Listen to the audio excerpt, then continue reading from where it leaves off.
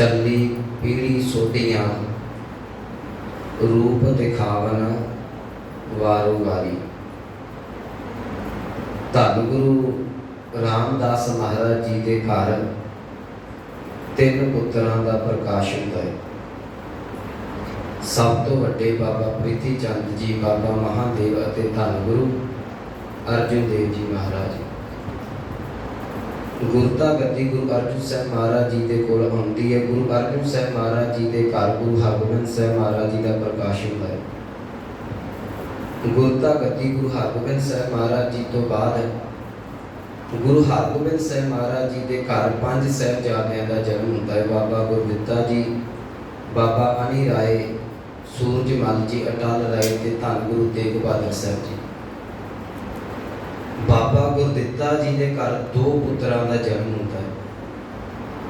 वड्डे का नाम धीरमल है, छोटे का नाम सत्कार नाल सतगुरु साहब श्री गुरु हरराय साहब महाराज जी। गुरु हरराय साहब महाराज जी का प्रकाश 1630 का है। प्रभुपुर बयाना जिहड़ा है ये 1661 का है। 31 साल का जीवन काल गुरु हरराय साहब महाराज जी का बनता है। गुरु हरराय साहब महाराज जी के घर 2 पुत्रां का जिहड़ा गुरु प्रकाश होता है।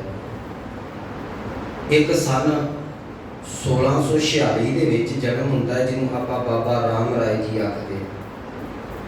एक 1656 दे विच होता है जिन्हां दा प्रकाश अज मना रहे हैं धन गुरु हरकृष्ण साहब महाराज। याद रखियो इधर बादशाह की जी गद्दी है वो शाहजहान कुछ समा बीमार पै गया। शाहजहान के बीमार पैन के कारण ये 4 पुत्र ने दारा शिकोह औरंगजेब इत्यादि इन्हां दे विच जिहड़ी गद्दी की भज दौड़ मचदी है। औरंगजेब जिहड़ा है वो बहुत शातर दिमाग का बंदा है। इन्हें अपने भरावां नूं मार के ते पिता नूं कैद करके आप 1658 दे विच राजगद्दी दे उत्ते बैठ जांदा है। जिस वेले 1658 दे विच ये गद्दी ते बैठदा है, इहदे भरा दारा शिकोह जिहड़ा है ये मदद दे वास्ते गुरु हरराय साहब महाराज जी के चरणों दे विच आया सी। आप नूं ज्ञात होवे कि गुरु हरराय साहब महाराज जी 2200 घोड़ सवार रखते हैं ते गुरु साहब ने इसकी मदद की। वक्री गल ये समा पाके पकड़िया गया, औरंगजेब ने इन्हू खत्म कर दिता। जिस वेले 1658 दे विच औरंगजेब राजगद्दी ते बैठदा, इहदे मन दी एक मनशा है जिन्हां जिन्हां ने मेरे भरावां दी मदद की है, जिहड़े लोग मेरे प्यो दे हमैती ने उन्हां नूं मैं बख्शांगा नहीं। तुसीं देखो औरंगजेब बड़ा एक जालम दिल दा बादशाह होया। आखिर इन्हां मनसूबियां दे नाल कईयां जाणियां नूं मरवाया भी, कईयां नूं सजावां भी दित्तियां। पर अचानक इहदी जिहड़ी 2 साल सेहत बीमार रहिंदी, इहने पचाए जिहड़ा सी पंजाब ते कश्मीर दा दौरा 58 तो लैके 60 तक कीता। जदों 1660 आया इहदी सेहत कुछ जिहड़ी है वो राजी होई। एक चिट्ठी गुरु हरराय साहब महाराज जी के दरबार दे विच भेजदा, क्योंकि इन्हू ये गल का पता लग चुका है कि दारा शिकोह जिस वेले मैं मार रहा सा वो मदद वास्ते गुरु हरराय साहब जी के कोल गया सी। इहदे मन च मनसूबा है कि गुरु हरराय साहब महाराज जी को बुला के उस गल का बदला लिया जाए। पर यह राजनीतिक बहुत जिहड़ा दिमागी बंदा सी, इन्हें एक चिट्ठी लिखी। चिट्ठी दे विच ये गल लिखदा है कि मेरे राजकाल दे विच तुहाडीआं शिकायतां आ रहीआं ने।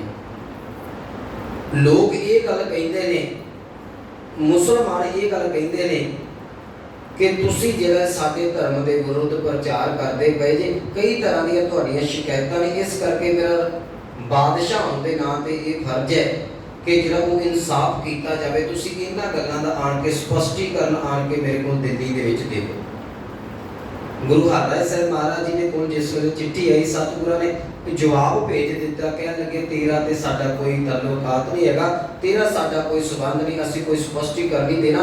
हाँ जे तू फिर भी कुछ जिहड़ा है वो मन च मसूबे लैके बैठे, कुछ गुरमत सिद्धांतां के बारे भुलेखे ने, वो मैं अपने बड़े पुत्र बाबा राम राय जी को तेरे को भेज देना।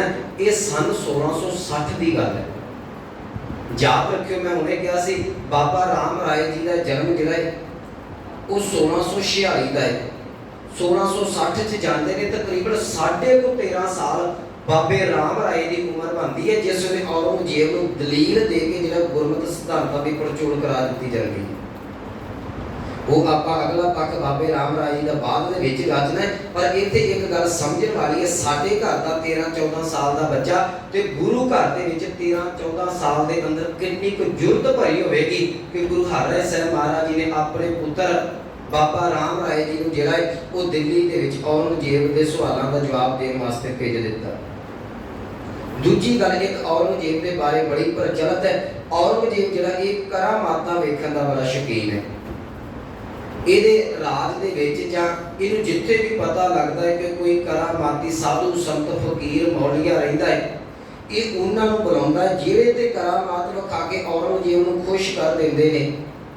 ਔਰੰਗਜ਼ੇਬ ਉਹਨਾਂ ਨੂੰ ਜਿਹੜਾ ਉਹ ਸਤਿਕਾਰ ਦਿੰਦਾ, ਜਿਹੜੇ ਔਰੰਗਜ਼ੇਬ ਦੇ ਸਾਹਮਣੇ ਕਰਾਮਾਤਾਂ ਨਾ ਵਿਖਾ ਸਕੇ ਉਹਨਾਂ ਪੀਰਾਂ ਫਕੀਰਾਂ ਨੂੰ ਔਰੰਗਜ਼ੇਬ ਨੇ ਮੌਤ ਦੇ ਘਾਟ ਵੀ ਉਤਾਰ ਦਿੱਤਾ।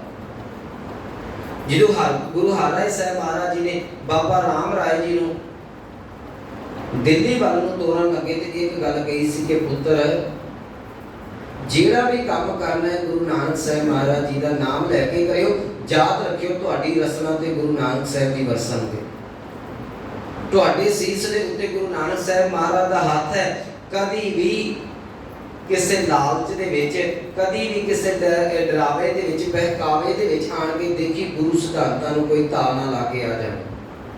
बाबा राम राय जी दे नाल कुछ मसंद कुछ सिख जिहड़े ने गुरु हरराय साहब महाराज जी ने जिहड़े ने वो भेजना कीते ते औरंगजेब ने जिहड़ा गुरु हरराय साहब महाराज जी के कहण दे मुताबिक बाबा राय मराए नूं जदों प्रवानित कीता ते बाबा राम राय दा जिहड़ा उस समय ठिकाना है मजनू दा टिल्ला, जिहड़ा गुरु नानक साहब दे चरण छोह प्राप्त गुरुद्वारा साहब आज भी तुसीं देखदे जे मजनू दे टिल्ले दे उत्ते उन्हां दा ठिकाना करवाया। राम राय जी नूं बुलाया जांदा है। जिस वेले सवाल औरंगजेब के दरबार के विच कीते जाते हैं उन्हां दा बहुत सहज दे नाल बड़े सरल तरीके दे नाल जवाब बाबा राम राय जी दे देंदे। जिस वेले ये सारे सवालों का जवाब दिता जा रहा है, हुण जिहड़े मुल्ला मुलाणे ने, जिहड़े गुरु घर के दोखी ने, इन्हां दे मन दे विच एक गल है कि औरंगजेब दे उत्ते राम राय का प्रभाव पैंदा जा रहा है। ये तो गल बननी नहीं ना। पहला भी गुरु अर्जन साहब महाराज जी को जिहड़ा सी राज दरबार के विच सद्दिया गया, शहीद कर दिता गया। गुरु हरगोबिंद साहब महाराज जी को सद्दिया गया, उन्होंने ग्वालियर के किले के विच पा दिता गया। जे राम राय ने औरंगजेब को खुश कर दिता, साडे ते मनसूबे फेल हो जाने ने। याद रखियो उस वेले जिहड़े साडे विरोधी सन, साडे दुश्मन, एक किन्ने ज़्यादा मैं कह देवां वो तेज दिमाग दे सन। उन्हां नूं गुरबाणी का किन्ना क ज्ञान सी। औरंगजेब ने उहदे कन्नां 'च ये गल पा दित्ती गई। औरंगजेब ने एक पंक्ति आसा दी वारती जिहड़ी है वो बाबे राम राय जी नूं पुछ लई। वो असीं पावन वचन पढ़ते हैं, आप सरबत नूं याद है कि मिट्टी मुसलमान की पीड़ा पई उम्यार। जिस वेले औरंगजेब ने सामने पंक्ति रखी, राम राय जी ने कह लगे कि सानू इस पंक्ति के अर्थ करके स्पष्ट करके समझा देवो, ये अर्थ की बनते हैं। याद रखियो, हो सकता है माफ करना अज ये सानू श्लोक किसी को बहुता याद ना हो, ना कभी साडे ध्यान च आउंदा होवे। अज गुरु घरां च आम आसा दी वार दा कीर्तन हुंदा है, संगतां नूं बहुतिया सुचेत नहीं। उस वेले औरंगजेब के दरबार दे विच आसा दी वार दा कीर्तन तां नहीं हुंदा, पर औरंगजेब के दरबार इन्नी गल दा पता है कि ये आसा दी वार दी श्लोक दी पंक्ति है। जिस वेले ये औरंगजेब ने ये पंक्ति सामने रखी, हुण बाबे राम राय दे मन दे विच एक जरा सी शंका पैदा हो गई। मन च सोचण लगा, मना जिन्ना तू इत्थे औरंगजेब ते प्रभाव पा चुका है, जिन्ना औरंगजेब की जी कचहरी के विच वाहवा खट्टी है, जे इस पंक्ति के अर्थ स्पष्ट कर देते कि औरंगजेब नाराज ही ना हो जाए। इत्थे एक गल याद रखियो जे जदों कोई भी बुलारा कोई भी बुलारा आण के गुरु के सिद्धांतों की पड़चोल करता है, कोई कथा करता है, कोई कीर्तन करता है, कोई बाणी पढ़ता है, तो ये गुरबाणी का अमृत वचन है, फरमान है कि जिहड़ा मनुख रूहानियत के मार्ग पर चलता है उसकी जिहड़ी वडियाई है वो संसार करता है। सच्चा मार्ग चलते हैं उस्तत करे जहान। जो कोई बुलारा आण के बोलता है उसकी मान वडियाई होंदी है। जे मान वडियाई प्राप्त करके बुलारा ये कह दे ये मेरी अपनी लियाकत है, ये मेरी अपनी सियाणप है, बस उत्थे इहदा सिद्धांत तो पैर तिलक जाता है, रास्ते जरूर आवेगा। जिन्हें मेहनत की है कथा के उत्ते, कीर्तन के उत्ते, पाठ के उत्ते, रस जरूर आवेगा। जिस वेले मनुख समझदा ये मेरी सियाणप है, याद रखियो उस वेले रस हंकार दा है। जे इहदे मन च ये गुरु के अदब दे विच शब्द आ जाण, कहो नानक सबर तेरी वडियाई कोई नाम ना जाने, मेरा उस वेले इहदे विच आत्मक आनंद पैदा हुंदा है। हुण बाबे राम राय दे मन दे विच ये गल आ गई, जे मैं अर्थ स्पष्ट कर दित्ते किते औरंगजेब नाराज ना हो जावे, इन्ने दिनां दी मेहनत दे उत्ते पानी ना फिर जावे। ये बाबे राम राय ने जिहड़ा वो दो शब्द पढ़ के बदल देते, दो अक्षर बदल देते। असी पंक्ति कहते, पंक्ति नहीं सी बदली, पंक्ति सी मिट्टी मुसलमान की, उत्थे मुसल की जगह केवल ते केवल बेई लाया।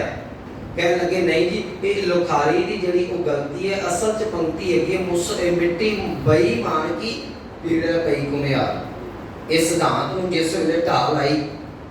दूजी गल औरंगजेब जिहड़ा सी वो करा माता वेखण दा शौकीन सी। ने औरंगजेब ने कहा कि करा माता विखाओ, विद्वान कहते ने उस वेले बाबे राम राय ने 72 जिहड़ियां करा माता औरंगजेब के दरबार के विच विखाईयां। जिस मजनू के टिले के उत्ते औरंगजेब ने बाबे राम राय का टिकाणा कराया सी, उत्थे एक खूह सी, खूह के उत्ते चादर पा के उहदे उत्ते आसन ला लिया, चादर नीवी ना होई। कई थावां दीयां कीमती जिहड़ियां सन वो मिष्ठान पदार्थ जां कई तरह के जिहड़े पकवान सन वो औरंगजेब नूं करा माता दे नाम लिखा दित्ते। औरंगजेब का पिछला जन्म दस दिता।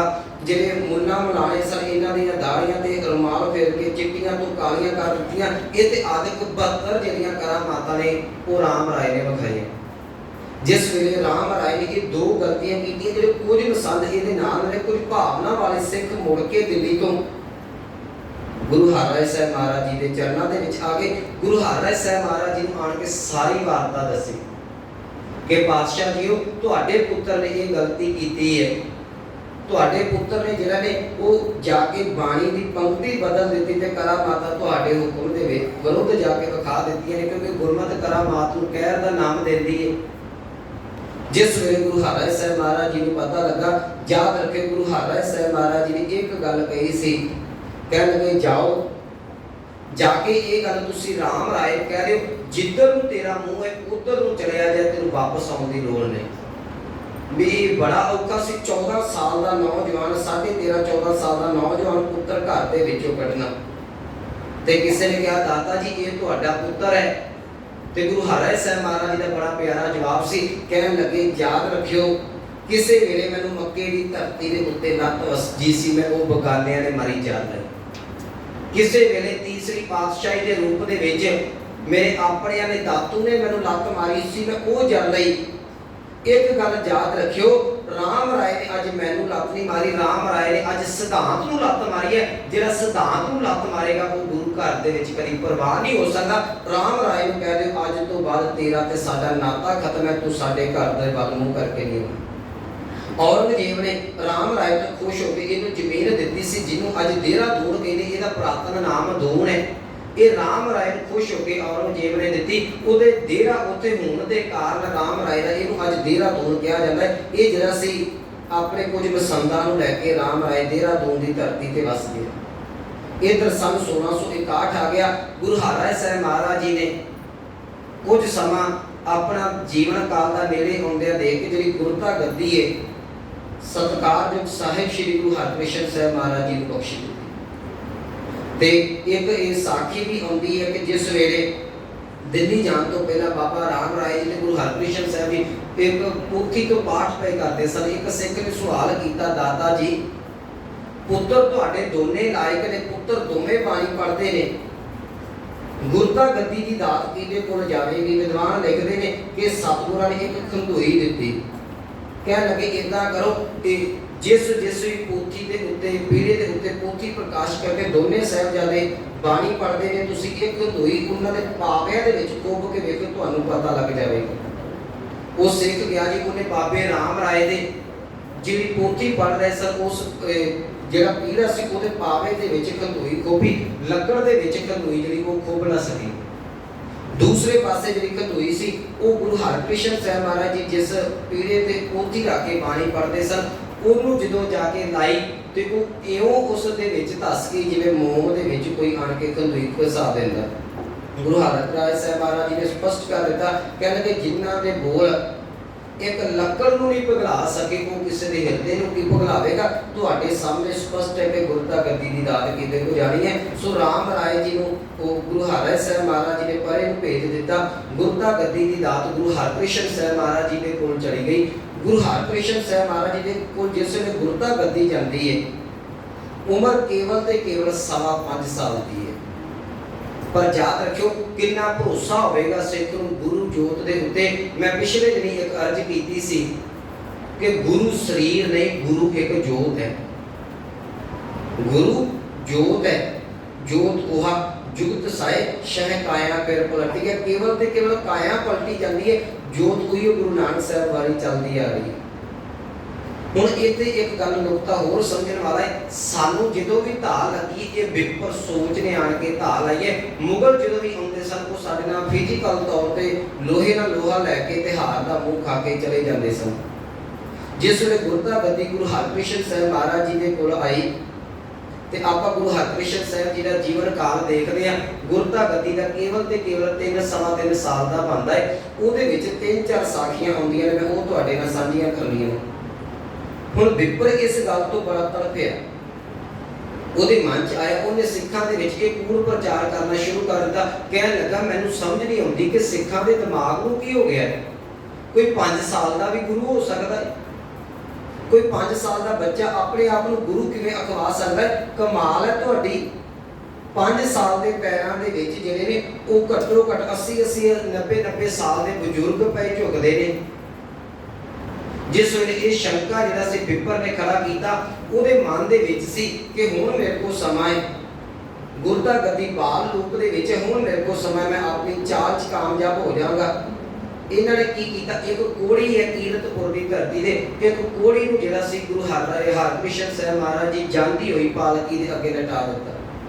ਕਹਿਣ ਲੱਗੇ ਯਾਦ ਰੱਖਿਓ ਕਦੀ ਦੀਪਾਲਪੁਰ ਦੀ ਧਰਤੀ ਦੇ ਉੱਤੇ ਗੁਰੂ ਨਾਨਕ ਸਾਹਿਬ ਮਹਾਰਾਜ ਜੀ ਨੇ ਕੋੜੀ ਨੂੰ ਰਾਜੀ ਕੀਤਾ ਸੀ, ਕਦੀ ਇਹ ਮੁਰਾਰੀ ਦਾ ਮੱਥੋ ਮੁਰਾਰੀ ਦੀ ਜਿਹੜੀ ਇਹ 22 ਮੰਜੀਆਂ ਨੇ ਉਹਦੇ ਵਿੱਚ ਮੁਰਾਰੀ ਦੇ ਨਾਮ ਦੇ ਜਿਹੜਾ ਇਹ ਵਿਅਕਤੀ ਸੀ ਉਹਨੂੰ ਗੁਰੂ ਅਮਰਦਾਸ ਮਹਾਰਾਜ ਜੀ ਨੇ ਕੋੜ ਦਾ ਰੋਗ ਉਹਦਾ ਰਾਜੀ ਕੀਤਾ ਸੀ। ਜੇ ਤੁਹਾਡੇ 'ਚ ਜੋਤ ਗੁਰੂ ਨਾਨਕ ਵਾਲੀ ਹੈ, ਇਹ ਕੋੜੀ ਜਿਹੜਾ ਬਿਰਕਦਾ ਪਿਆ ਇਹਦਾ ਕੋੜ ਵੀ ਰਾਜੀ ਕਰੋ।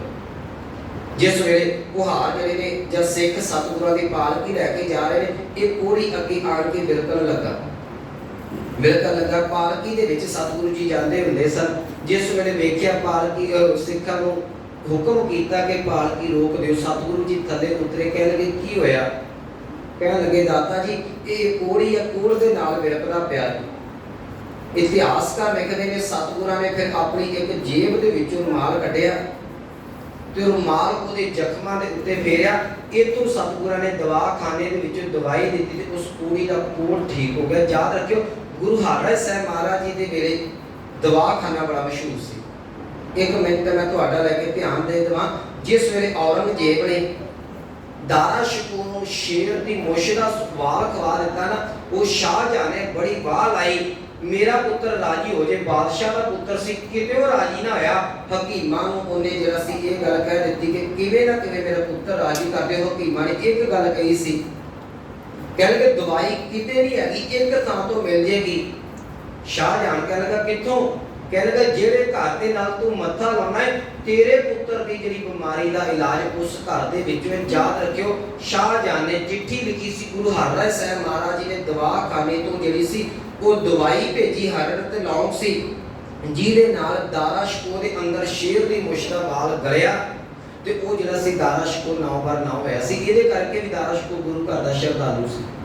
ਜਿਸ ਘਰ ਦੇ ਵਿੱਚੋਂ दाशको वर्गे राजी होए और उस घर दे विच जिहड़ी हिंदुस्तान च दवाई नहीं मिलदी वो गुरु हरराय साहब महाराज जी ने दवाखाने दे विच सी। गुरु हरकृष्ण साहब महाराज जी ने इस कोड़ी दे जख्मां दे उत्ते रुमाल फेरिया। रुमाल फेरन तो बाद मेरे दाता जी ने जिहड़ा वो दवाखाने दे विचों दवाई दे के इस कोड़ी नूं 9x9 कीता। इस कीरतपुर की धरती ते फिर ओहियो रौनकां लगियां, सिख संगतां आउंदियां ने, सतगुरां दे चरनां दे विच आण के रहमतां मान के जांदियां ने। एक राजा राम नाम दा व्यक्ति आया सी, राजा राम राय। वो गुरु हरकृष्ण साहब जी दे जिस वेले चरनां दे विच आया ना, ਉਹਦੇ मन ਦੇ ਵਿੱਚ ਵਲਵਲਾ ਸੀ ਕਿ मैं राजा हाँ, मैं गुरु ਦੇ ਦੀਦਾਰ ਕਰਾਂਗਾ। जिस ਵੇਲੇ गुरु घर ਦੇ ਵਿੱਚ ਆਇਆ ਤੇ गुरु हरकृष्ण साहब महाराज जी ने कह ਦਿੱਤਾ कि ਭਲਿਓ ਤੁਸੀਂ ਦਰਵਾਜ਼ੇ ਬੰਦ ਕਰ ਦਿਓ। ਤੇ ਰਾਜੇ ਨੇ ਕਿਹਾ ਜੀ ਇਹ ਗੁਰੂ ਘਰ ਤੇ ਸਾਰਿਆਂ ਦੇ ਲਈ ਖੁੱਲ੍ਹਾ, ਤੁਸੀਂ ਦਰਵਾਜ਼ੇ ਕਿਉਂ ਬੰਦ ਕਰਦੇ ਜੇ? ਸਤਿਗੁਰੂ ਕਹਿਣਗੇ ਯਾਦ ਰੱਖੀ ਜਿੰਨਾ ਚਿਰ ਅੰਦਰ ਪਾਪ ਹੈ ਤੂੰ ਗੁਰੂ ਘਰ ਪਰਵਾਹ ਨਹੀਂ ਹੋ ਸਕਦਾ। ਇਤਿਹਾਸਕਾਰ ਲਿਖਦੇ ਨੇ ਕਿ ਉਹ ਜਿਹੜਾ ਰਾਜਾ ਸੀ ਉਹਦੇ ਘਰ ਜਿਹੜੀ ਵੀ ਧੀ ਜੰਮਦੀ ਸੀ ਉਹ ਜੰਮਦੀ ਹੋਈ ਧੀ ਨੂੰ ਮਾਰ ਦਿੰਦਾ ਸੀ। ਕੁੜੀ ਮਾਰ ਦੀ ਜਿਹੜੀ ਪ੍ਰਥਾ ਇਹ ਗੁਰੂ ਹਰਕ੍ਰਿਸ਼ਨ ਸਾਹਿਬ ਮਹਾਰਾਜ ਜੀ ਨੇ ਬੰਦ ਕਰਾਈ ਹੈ। ਸਤਿਗੁਰੂ ਕਹਿਣਗੇ ਜੇ ਸਿੱਖੀ ਧਾਰਨ ਕਰਨੀ ਹੈ ਤੇ ਸਭ ਤੋਂ ਪਹਿਲਾਂ ਇਹ ਹੋਰ ਪਾਪ ਕੁੜੀ ਮਾਰਦਾ ਤੂੰ ਬੰਦ ਕਰ। तंबाकू का जिहड़ा बर्तन का सेवन वक्री गल असीं 10वें पातशाह की साखी के नाल सुना देने ये गुरु हरकृष्ण साहब महाराज जी ने बंद करवाया। केसां की बेअदबी भावें गुरु नानक साहब तो दे वर्जित है, पर गुरु हरकृष्ण साहब महाराज जी इहो कुछ कुरीतियां सन जिन्हां दे उत्ते डट के पहरा दिता। समा जिहड़ा सी वो अपनी चाले चलदा गया। सन 1663 आ गया जिस वेले ਹੁਣ राम राय ने बड़ी कोशिश की, भावें उन्होंने दून का इलाका औरंगजेब ने दे दिता, पर ਉਹਦੇ अंदर जी अग लगी हुई सी ईर्खा की वो बुझती नहीं सी। राम राय औरंगजेब के कोल हाजिर होया, कह लगा कि देखो वेखो मैं पहली ते गल अपने घर दे विचों वड्डा पुत्र हाँ, मेरा भरा मेरे तो छोटा है, मैं तुहानू आण के खुश कीता, तुहाडे कहण ते करामातां विखाईयां ने जिहदे फलस्वरूप दे विच मेरे पिता ने जिहड़ी गद्दी है वो मेरे भरा नूं दे दित्ती है। तुसीं हुण इहो करो, इंसाफ करो, गुरता गद्दी तुसीं मैनूं दिवाओ। औरंगजेब ने जदों ये गल्लां सुनियां ते औरंगजेब ने एक चिट्ठी भी लिखी ते सतगुरां ने इहदा जवाब दिता सी। कह लगे याद रखी ये गुरु घर की दात है, गुरु पिता ने दिती है, ये जिहदे नाम की हुंदी है उसे ने इहनूं तारना हुंदा है, इहदे विच तेरा कोई लैण देण नहीं। राम राय ने दूसरी चाल चली, उन्होंने पता सी औरंगजेब करामाता वेखण दा बड़ा माहर है, उन्हें दूसरी चाल चली। कह लगा जे मैं तुहानूं इन्नियां करामाता विखा सकदा ते जिहड़ा मेरा भरा गुरता गद्दी ते गुरु नानक साहब की गद्दी ते हाजिर है उहदे कोल मेरे तो भी वध करामाता ने। ये एक चाल सी कि गुरु हरराय साहब महाराज जी ये गल कह गए ने कि नह मलेश को दर्शन दे है, मलेश को दर्शन नहीं देने। ये एक चाल सी कि गुरु हरकृष्ण साहब महाराज जी औरंगजेब नूं आण के मिलन लगे, आण के करामाता विखाउणगे ते मैं रौला पा देवांगा कि गुरता गद्दी दा हकदार ते ये भी नहीं है, करामाता ते इन्ने भी विखाणियां ने। ये ईर्खा वस हो के राम राय ने औरंगजेब नूं गल घुमा के कह दित्ती कि मेरे भरा दे कोल करामाता बहुत ने, तुसीं उहनूं कोल बुलाओ ते उहदे कोलों करामाता देखो। औरंगजेब ने हुण जिहड़ी चिट्ठी लिखी इहने एक जिहड़ा मनुख विच पाया, बंदा पाया, उहदा नाम सी राजा मिर्जा जय सिंह। इहनूं ये गल कही कि तुसीं किवें ना किवें करके गुरु हरकृष्ण साहब महाराज जी नूं दिल्ली दे धरती ते लैके आउणा है। राजा मिर्जा जय सिंह ने जिहड़ी है वो पत्रिका भेजी, भेजण वाले दे हत्थ दे विच एक गल उहदे कन्नां दे विच पा दित्ती कि जो भी गुरु हरकृष्ण साहब जी कहण तूं केवल ते केवल 7 वचन कह के आउणे, अगे कोई कलाम नहीं करना जिहदे नाल गल बिगड़दी होवे। इन्हां दे बुलावे दे उत्ते गुरु हरकृष्ण साहब महाराज जी दे कोल जिस वेले पत्रिका पहुंचदी है, गुरु हरकृष्ण साहब महाराज जी ने वो पत्रिका च लिखिया सी सतगुरु जी दिल्ली की संगत तुहानूं याद करदी है, संगतां आण के दीदार दिओ। सतगुरां ने ये गल स्पष्ट कर दित्ती, कहण लगे भाई ये गल याद रखियो जे कि असीं मलेश नूं नहीं मिलना, औरंगजेब नूं नहीं मिलिया जावेगा। हाँ दिल्ली की संगत याद करदी, असीं जाके जरूर दर्शन देवांगे। फिर इत्थे कीरतपुर की धरती तो जिहड़ी वो तैयारी होने लग पई दिल्ली वालों। संतां ये गल तो जाणू सन कि पहला भी गुरु घरां दे विचों गुरु साहिबान जिहड़े ने वो इन्हां मुगलां दे कोल जांदे रहे ते एजेंट कोई बहुते चंगे नहीं सी सानूं मिले। इस करके गुरु परिवार ते भावना वाले सिख संगतां दा काफला गुरु साहिब दे नाल जिहड़ा वो कीरतपुर की धरती तो दिल्ली वालों तुर पिया। ਪੜਾਅ ਦਰ ਪੜਾਅ ਕਰਦੇ ਜਿਸ ਵੇਲੇ ਸਤਿਗੁਰੂ ਜੀ ਪੰਜੋਖੜੇ ਦੀ ਧਰਤੀ ਤੇ ਆਏ, ਜਿਹਨੂੰ ਅੱਜ ਅਸੀਂ ਪੰਜੋਖੜਾ ਸਾਹਿਬ ਕਹਿੰਦੇ ਆ, ਇਹ ਤੋਂ ਮੇਰੇ ਸਤਿਗੁਰਾਂ ਨੇ ਸਾਰੇ ਦਾ ਸਾਰਾ ਕਾਫਲੇ ਨੂੰ ਵਾਪਸ ਕਰ ਦਿੱਤਾ। ਇੱਥੇ ਦੀਵਾਨ ਲੱਗਿਆ, ਸੰਗਤਾਂ ਦੂਰੋਂ ਦਰਾਡਿਆਂ ਤੋਂ ਆਣ ਕੇ ਦੀਦਾਰ ਕਰਦੀਆਂ ਨੇ। ਇੱਥੇ ਲੱਗੇ ਹੋਏ ਦੀਵਾਨ ਤੋਂ ਉਸ ਵੇਲੇ ਗੁਰੂ ਹਰਕ੍ਰਿਸ਼ਨ ਸਾਹਿਬ ਜੀ ਦੀ ਆਰਲਾ ਕੇਵਲ ਤੇ ਕੇਵਲ 7 ਸਾਲ ਦੇ ਇਰਦ ਗਿਰਦ ਦੀ ਹੈ, 7 ਸਾਲ ਦੀ। ਹੁਣ ਇੱਥੇ ਵੀ ਵਿਪਰ ਨੂੰ ਤਕਲੀਫ ਹੋਈ, ਇਹਨੇ ਵਿਪਰ ਨੇ ਆਣ ਕੇ ਪੁੱਛਿਆ ਇਹ ਕੌਣ ਨੇ? ਉਹਨਾਂ ਦੇ ਸਿੱਖਾਂ ਨੇ ਜਵਾਬ ਦਿੱਤਾ, ਕਹਿਣ ਲੱਗੇ ਇਹ ਗੁਰੂ ਹਰਕ੍ਰਿਸ਼ਨ ਸਾਹਿਬ ਮਹਾਰਾਜ ਜੀ ਨੇ। ਜਿਸ ਵੇਲੇ ਜਾ ਕੇ ਵੇਖਿਆ ਤੇ ਵਿਪਰ ਨੇ ਇੱਕ ਜਿਹੜਾ ਮਨੁੱਖ ਅੱਗੇ ਖੜਿਆ, ਉਹ ਨੌਜਵਾਨ ਉਸ ਸਮੇਂ ਦਾ ਪੰਜੋਖੜੇ ਦੀ ਧਰਤੀ ਦਾ, ਉਹਦਾ ਨਾਮ ਸੀ ਲਾਲ ਚੰਦ। ਇਹ ਲਾਲ ਚੰਦ ਪੰਡਿਤ ਸੀ, ਬੜਾ ਵਿਦਵਾਨ ਸੀ, ਬੜਾ ਇੰਟੈਲੀਜੈਂਟ ਸੀ, ਬੜਾ ਦਿਮਾਗ ਇਹਦਾ ਚੱਲਦਾ ਸੀ। ਇਹਨੇ ਜਾ ਕੇ ਗੁਰੂ ਹਰਕ੍ਰਿਸ਼ਨ ਸਾਹਿਬ ਮਹਾਰਾਜ ਜੀ ਨੂੰ ਕੁਝ ਸਵਾਲ ਕੀਤੇ। ਕਹਿ ਲਗੇ ਪਹਿਲੀ ਗੱਲ, ਇੱਕ ਕ੍ਰਿਸ਼ਨ ਜੀ ਹੋਏ ਨੇ, ਉਹਨਾਂ ਨੂੰ ਅਸੀਂ ਸਤਿਕਾਰ ਦੇ ਨਾਲ ਭਗਵਾਨ ਕ੍ਰਿਸ਼ਨ ਜੀ ਕਹਿੰਦੇ ਹਾਂ, ਤੇ ਤੁਸੀਂ ਨੇ ਆਪਣਾ ਨਾਮ ਐਡਾ ਤਗੜਾ ਰੱਖਿਆ ਗੁਰੂ ਹਰਕ੍ਰਿਸ਼ਨ ਸਾਹਿਬ ਜੀ, ਤੇ ਤੁਹਾਨੂੰ ਕ੍ਰਿਸ਼ਨ ਦੇ ਦੁਆਰਾ ਜਿਹੜੀ ਗੀਤਾ ਉਚਾਰਿਤ ਕੀਤੀ ਹੈ ਉਹਦਾ ਕੁਝ ਸ਼ਲੋਕ ਵੀ ਆਉਂਦਾ ਕਿ ਬਸ ਨਾਮ ਹੀ ਲਿਖਾ ਛੜਿਆ? ਉੱਥੇ ਸਤਿਗੁਰਾਂ ਨੇ ਜਵਾਬ ਦਿੱਤੇ, ਕਹਿ ਲਗੇ ਭਲਿਆ ਜੇ ਤੈਨੂੰ ਨਾਮ ਦਾ ਸ਼ੰਕਾ ਹੈ ਤੇ ਸੁਣ। ਕਹਿ ਲਗੇ ਗੁਰੂ ਮੈਨੂੰ ਤਾਂ ਕਿਹਾ ਜਾਂਦਾ, ਮੈਨੂੰ ਗੁਰੂ ਪਿਤਾ ਨੇ ਗੁਰਤਾ ਗੱਦੀ ਦੀ ਦਾਤ ਬਖਸ਼ੀ ਹੈ। ਹਰ ਇਸ ਕਰਕੇ ਕਿਹਾ ਜਾਂਦਾ, ਮੇਰੇ ਪਿਤਾ ਦਾ ਨਾਮ ਹਰ ਰਾਏ ਹੈ। ਕ੍ਰਿਸ਼ਨ ਇਸ ਕਰਕੇ ਕਿਹਾ ਜਾਂਦਾ, ਮੇਰੀ ਮਾਤਾ ਦਾ ਨਾਮ ਕ੍ਰਿਸ਼ਨ ਹੈ। ਸਾਹਿਬ ਮੈਨੂੰ ਸਤਿਕਾਰ ਦੇ ਨਾਲ ਸੰਗਤਾਂ ਕਹਿੰਦੀਆਂ ਨੇ, ਸ਼ਬਦ ਸਾਰੇ ਮੈਨੂੰ ਜਿਹੜੇ ਵਿਰਾਸਤ ਵਿੱਚ ਮਿਲੇ ਨੇ, ਇਹ 'ਚ ਕੋਈ ਬਹੁਤੀ ਵੱਡੀ ਗੱਲ ਨਹੀਂ। ਪੰਡਿਤ ਚੁੱਪ ਕਰ ਗਿਆ, ਕਹਿਣ ਲੱਗਾ ਚਲੋ ਇਹ ਤੇ ਗੱਲ ਠੀਕ ਹੈ, ਤੁਹਾਨੂੰ ਜੇ ਗੀਤਾ ਦਾ ਕੋਈ ਸ਼ਲੋਕ ਆਉਂਦਾ ਜੇ ਤੁਹਾਡਾ ਨਾਮ ਏਦਾਂ ਤਗੜਾ ਤੇ ਕੋਈ ਸੁਣਾ ਦਿਓ ਸਾਨੂੰ। ਸਤਿਗੁਰੂ ਕਹਿਣ ਲੱਗੇ ਨਹੀਂ ਮੈਂ ਨਹੀਂ ਸੁਣਾਵਾਂਗਾ। ਪੰਡਿਤ ਕਹਿੰਦਾ ਮੈਨੂੰ ਪਹਿਲਾਂ ਹੀ ਪਤਾ ਸੀ, ਉਮਰ ਤੁਹਾਡੀ ਬੱਚਿਆਂ ਵਾਲੀ ਹੈ, ਤੁਸੀਂ ਕ੍ਰਿਸ਼ਨ ਦੀ ਗੀਤਾ ਦੇ ਜਿਹੜੇ ਨੇ ਉਹ ਅਰਥ ਕਿੱਥੋਂ ਕਰਕੇ ਸੁਣਾ ਦਿਓਗੇ? ਸਤਿਗੁਰੂ ਕਹਿਣ ਲੱਗੇ ਨਹੀਂ ਤੂੰ ਇੱਥੇ ਭੁਲੇਖਾ ਖਾ ਗਿਆ, ਮੈਂ ਨਹੀਂ ਸੁਣਾਵਾਂਗਾ। ਮੈਂ ਇਸ ਕਰਕੇ ਨਹੀਂ ਸੁਣਾਵਾਂਗਾ, ਜੇ ਮੈਂ ਸੁਣਾ ਦਿੱਤਾ ਤੇਰੇ ਮਨ 'ਚ ਸ਼ੰਕਾ ਰਹਿ ਜਾਣੀ ਹੈ ਕਿ ਇਹ ਗੁਰੂ ਘਰਾਣੇ ਦੇ ਵਿੱਚੋਂ ਸੀ, ਕਿਤੇ ਨਾ ਕਿਤੇ ਸ਼ਲੋਕ ਸੁਣ ਲਿਆ ਹੋਵੇਗਾ ਆਉਂਦੇ ਆ ਜਾਂਦੇ ਆ ਗਾਏ ਬਗਾਏ। ਤੂੰ ਏਦਾਂ ਕਰ, ਜਿਹੜਾ ਮਨੁੱਖ ਤੈਨੂੰ ਨਖੇਤ ਜਾਪਦਾ ਤੂੰ ਉਹਨੂੰ ਲਿਆ ਕੇ ਮੇਰੇ ਕੋਲ ਲੈ ਆ, ਗੁਰੂ ਨਾਨਕ ਦੀ ਕਿਰਪਾ ਵਰਤੇਗੀ, ਮੈਂ ਉਹਦੇ ਕੋਲੋਂ ਅਰਥ ਕਰਾ ਕੇ ਤੈਨੂੰ ਦਿਖਾ ਦੇਵਾਂਗਾ। ਹੁਣ ਲਾਲ ਚੰਦ ਨੂੰ ਮੌਕਾ ਮਿਲ ਗਿਆ, ਜਦੋਂ ਮਨੁੱਖ ਨੇ ਕਿਸੇ ਨੂੰ ਥੱਲੇ ਲਾਉਣਾ ਹੋਵੇ ਉਹ ਵੇਖਦਾ ਮੈਂ ਉਸ ਮਨੁੱਖ ਨੂੰ ਲੱਭਾ ਜਿਹੜਾ ਅੱਤ ਦਾ ਨਖੇਤ ਹੈ। ਇੱਥੇ ਇੱਕ ਛੱਜੂ ਚੀਵਰ ਨਾਮ ਦਾ ਪ੍ਰਾਣੀ ਰਹਿੰਦਾ ਸੀ। ਇਹਦਾ ਕੰਮ ਸੀ ਲੋਕਾਂ ਦੇ ਘਰਾਂ ਦੇ ਵਿੱਚ ਪਾਣੀ ਢੋਣਾ। ਪੁਰਾਣੇ ਸਮੇਂ 'ਚ ਇੱਕ ਵਹਿੰਗੀ ਹੁੰਦੀ ਸੀ, ਉਹਦੇ ਨਾਲ ਕੁਝ ਘੜੇ ਬਣ ਕੇ ਪਾਣੀ ਢੋਇਆ ਜਾਂਦਾ ਸੀ। ਉਹ ਪਾਣੀ ਢੋ ਕੇ ਉਹਦਾ ਜਿਹੜਾ ਸਰੀਰ ਦਾ ਢਾਂਚਾ ਵੀ ਇੱਕ ਪਾਸੇ ਨੂੰ ਵਿੰਗਾ ਹੋਇਆ ਪਿਆ ਸੀ। ਦੂਜੀ ਗੱਲ, ਛੱਜੂ ਚੀਵਰ ਸ਼ੂਦਰ ਹੈ, ਸੁਣਿਓ ਇਸ ਗੱਲ ਨੂੰ। ਤੇ ਪੰਡਿਤ ਨੂੰ ਇਸ ਗੱਲ ਦਾ ਪਤਾ ਹੈ ਕਿ ਅੱਜ ਤੱਕ ਸ਼ੂਦਰ ਨੂੰ ਮੈਂ ਮੰਦਰ 'ਚ ਨਹੀਂ ਵੜਨ ਦਿੱਤਾ, ਨਾ ਇਹਨੇ ਗੀਤਾ ਦਾ ਕੋਈ ਸ਼ਲੋਕ ਸੁਣਿਆ, ਨਾ ਕੋਈ ਇਹਨੇ ਅਰਥ ਸੁਣੇ ਨੇ, ਨਾ ਇਹਨੂੰ ਵਿਦਿਆ ਦਾ ਗਿਆਨ ਹੈ। ਇਹਦੇ ਕੋਲੋਂ ਕਿੱਦਾਂ ਗੀਤਾ ਦੇ ਅਰਥ ਹੋ ਜਾਣਗੇ? ਵੀ ਜਿਸ ਮਨੁੱਖ ਨੂੰ ਵਿਦਿਆ ਦਾ ਗਿਆਨ ਕੋਈ ਨਹੀਂ, ਜਿਸ ਮਨੁੱਖ ਨੂੰ ਜਿਹੜਾ ਇੱਕ ਰੂਹਾਨੀਅਤ ਦਾ ਗਿਆਨ ਕੋਈ ਨਹੀਂ, ਜਿਹਨੇ ਪੜ੍ਹਿਆ ਨਹੀਂ, ਕਦੀ ਸੁਣਿਆ ਨਹੀਂ, ਸਾਰੀ ਦਿਹਾੜੀ ਪਾਣੀ ਢੋਂਦਾ ਰਹਿੰਦਾ, ਇਹ ਛੱਜੂ ਚੀਵਰ ਨੂੰ ਲਾਲ ਚੰਦ ਲੈ ਕੇ ਗੁਰੂ ਹਰਕ੍ਰਿਸ਼ਨ ਸਾਹਿਬ ਜੀ ਦੇ ਦਰਬਾਰ ਦੇ ਵਿੱਚ ਪਹੁੰਚ ਗਿਆ। ਕਹਿਣ ਲੱਗਾ ਦਾਤਾ ਜੀ ਤੁਸੀਂ ਰਹਿਮਤ ਕਰੋ, ਜੇ ਅਰਥ ਕਰਾਉਣੇ ਨੇ ਤੇ ਇਸ ਪ੍ਰਾਣੀ ਦੇ ਕੋਲੋਂ ਕਰਾ ਕੇ ਮੈਨੂੰ ਸੁਣਾ ਦਿਓ। ਤੇ ਛੱਜੂ ਚੀਵਰ ਆ ਕੇ ਸਤਿਗੁਰਾਂ ਦੇ ਚਰਨਾਂ 'ਚ ਬੈਠਾ। ਸਤਿਗੁਰੂ ਕਹਿਣ ਲੱਗੇ ਕਿ ਪੁੱਤਰ ਆਣ ਕੇ ਸਾਡੇ ਬਰਾਬਰ ਬੈਠ ਜਾ। ਜਿਸ ਵੇਲੇ ਛੱਜੂ ਚੀਵਰ ਨੂੰ ਸਤਿਗੁਰਾਂ ਨੇ ਕੋਲ ਬਰਾਬਰ ਬਿਠਾਇਆ, ਇੱਥੇ ਫੇਰ ਲਾਲ ਚੰਦ ਤੜਪਿਆ। ਕਹਿਣ ਲੱਗਾ ਕਿ ਤੁਹਾਡੇ ਬਰਾਬਰ ਦੀ ਥਾਂ ਤੇ ਮੇਰੀ, ਮੈਂ ਬ੍ਰਾਹਮਣ ਪੰਡਿਤ ਹਾਂ, ਤੇ ਤੁਸੀਂ ਇੱਕ ਸ਼ੂਦਰ ਨੂੰ ਬਰਾਬਰ ਬਿਠਾ ਰਹੇ ਜੇ, ਮੈਨੂੰ ਥੱਲੇ ਬਿਠਾਉਂਦੇ ਜੇ। ਸਤਿਗੁਰਾਂ ਕਿਹਾ ਜਦੋਂ ਤੂੰ ਕਥਾ ਕਰਦਾ ਕਿੱਥੇ ਬੈਠਾ? ਕਹਿੰਦਾ ਜੀ ਉੱਚੀ ਥਾਂ ਤੇ। ਸਤਿਗੁਰੂ ਕਹਿਣ ਲੱਗੇ ਬਸ ਅੱਜ ਛੱਜੂ ਚੀਵਰ ਕਥਾ ਕਰੇਗਾ, ਤੂੰ ਥੱਲੇ ਬੈਠ ਕੇ ਸੁਣੇਗਾ। ਇਹ ਉਸ ਸਿਧਾਂਤ ਨੂੰ ਸੱਚ ਸੀ ਜਿਹੜੇ ਕਹਿੰਦੇ ਸਨ ਇਹ ਜੱਦੀ ਕੁਸ਼ਤੀ ਸਾਦਾ ਪਿਆ ਚੱਲਦਾ ਹੈ, ਕਿਉਂਕਿ ਇਹ ਘਰ ਹੀ ਨੀਵੀਆਂ ਨੂੰ ਪੈਰ ਦੇਣ ਵਾਲਾ ਸੀ। ਸਤਿ ਛੱਜੂ ਚੀਵਰ ਨੂੰ ਜਿਸ ਵੇਲੇ ਸਤਿਗੁਰਾਂ ਨੇ ਕੋਲ ਬਿਠਾਇਆ, ਸਾਰੇ ਇਤਿਹਾਸਕਾਰ ਇਸ ਗੱਲ ਤੋਂ ਕਦੀ ਮੁਨਕਰ ਨਹੀਂ ਹੋ ਸਕਦੇ। ਸਤਿਗੁਰਾਂ ਨੇ ਰਹਿਮਤ ਦਾ ਭਰੀ ਛੜੀ ਉਸਦੇ ਸੀਸ ਦੇ ਉੱਤੇ ਰੱਖੀ।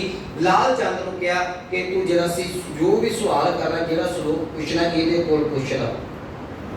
ਸਤਿਗੁਰਾਂ ਨੇ ਜਿਸ ਵੇਲੇ ਛੜੀ ਰੱਖੀ, ਉਸ ਵੇਲੇ ਰਹਿਮਤਾਂ ਵਰਸੀਆਂ ਤੇ ਛੱਜੂ ਚੀਵਰ ਦੇ ਕੋਲੋਂ ਲਾਲ ਚੰਦ ਨੇ, ਸਾਡੇ ਵਿਦਵਾਨਾਂ ਨੇ ਕਿਸੇ ਨੇ ਇਹ ਸ਼ਲੋਕ ਨਹੀਂ ਲਿਖਿਆ, ਖੈਰ ਉਹਨੇ ਜਿਹੜਾ ਸੀ ਉਹ ਸ਼ਲੋਕ ਕਿਹਾ।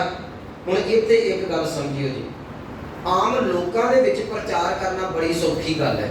आम मनुख को कोई गल समझा देनी बड़ी सौखी गल, पर जिहड़ा विद्वान बैठा होवे विद्वान नूं समझा देना वो हारी सारी का काम नहीं होता। उहदे वास्ते बड़ा जेरा चाहिए, बड़े शब्द चाहिए। जिहड़ा विद्वान उहदे कोल तो पहले ही शब्दां दा बड़ा भंडार है।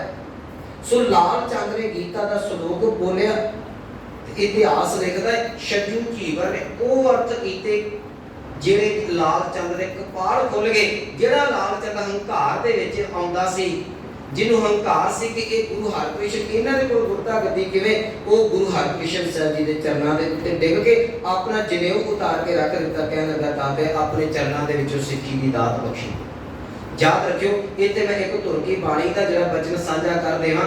इनू असीं अर्थ कथनी नहीं कह सकते, सतगुरां दा वचन है। अंतले जिहड़ा अन्ना मनुख है वो जिहड़ा है पिंगुल पर्वत पार परे खल चतुर बकीता, अंतले त्रिभवन सूझिया गुर भेट पुनीता, महिमा साधु संग की। सुनो मेरे मीता, जो गुरु रहमत करता है, याद रखियो वो पिंगलियां नूं पहाड़ां ते चाढ़ दिंदा है, मूर्खां दे कोलों गीता दे अर्थ भी करा दिंदा। इत्थे लाल चंद का हंकार टुटिया। ये उहिओ लाल चंद है जिहड़ा 10वें पातशाह वेले चमकौर साहिब की धरती के उत्ते अमृत छक के लाल सिंह बनया ते चमकौर साहिब के 40 शहीदां दे विच जिहड़ा सी कि लाल सिंह बन के पंडित लाल चंद शहीद होया। गुरु साहिब ने पंजोकड़े की धरती तो संगत नूं वापस करता ते आप कुछ सिखां दे 94 सिखां दे परिवार दे नाल सतगुरां ने दिल्ली ਵੱਲ ਨੂੰ चाले पा दिते। जिस वेले राजा मिर्जा जय सिंह दे कोल गए, इन्हें अपने बंगले के विच उतारा किया। समा मेरा नज़दीक है, मैं केवल एक साखी तुहाडे नाल सांझी पाउणी है। इन्हें अपने बंगले के विच जिहड़ा उतारा किया, इहदे मन च औरंगजेब ने फिर एक शंका पा दी कि तू सिख है, गल वखरी है, पर कभी बच्चा भी गुरु हो सकता है। एक गल याद रखियो, प्यार का महल बड़ी छेती उसरदा है, पर जे इहदे च एक खिड़ मात्र भी, रंचक मात्र भी ईर्खा, इहदे च शंका आ जाए, ढचदा भी बड़ी छेती। जिस वेले ये मन च पा दिता गया, ये मन च आ गया क्यों ना गुरु की परीक्षा लै ली जाए। गुरु साहब के जीवन च देखो 3-4 साखियां मिलदियां ने, उन्हां 3-4 साखियां दे विच गुरु की परीक्षा ही लई गई। इहने की कीता, गुरु हरकृष्ण साहब महाराज जी इहदे बंगले दे विच उतारा कीता। आण के इहदे सतगुरां दे चरणों च नमस्कार करके एक बेनती कीती, दाता जी साडे घराणे दे विच औरतां जिहड़ियां ने वो सारे दे सामने नहीं आ सकदियां। सतगुरु कहंदे साडे तां इदां दी कोई गल नहीं। कहते तुसीं इदां करो, नाल दे महल्लां दे विच राणी अपनी गोलियां दे नाल बैठी हुई है, जाके उन्हां नूं दीदार बख्शिया, उन्हां नूं असीस दे आओ। हुण राणी जिहड़ी सी उन्हें गोलियां वाले कपड़े पाए ने, गोली एक नूं राणियां वाले कपड़े पवाए ने। आप जिहड़ी पटराणी को गोली बन के बैठी है, उहदे मन च सी कि गुरु की परीक्षा लई जाए। गुरु हरकृष्ण साहब महाराज जी जिस वेले गए, सब तो पहला उस गोली के कोल चले गए, जीत ने कई राणी वाले कपड़े पाए ने, कहने लगे है ते तू गोली, अज राणियां वाले कपड़े पाए ने, तेरा दिल कितना शुक्र करता होएगा।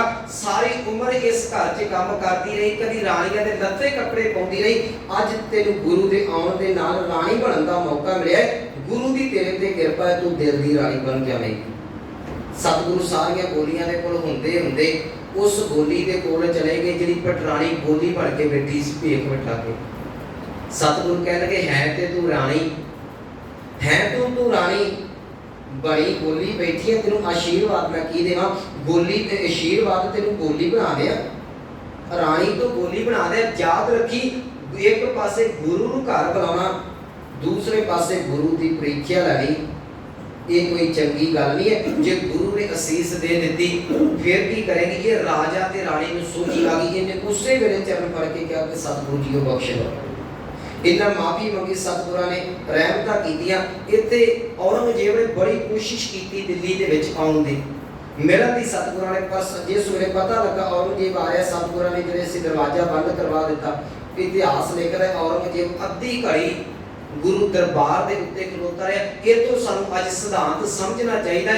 जे कोई हाकम, जे कोई मनुख अज भी जिहड़ा वो पॉलिटिशियन अपना हैंकर लैके आउंदा है, उहदे वास्ते गुरु घर के दरवाजे बंद ने। अकबर वर्गा भावना लैके आउंदा है, उहदे वास्ते दरवाजे खुले ने।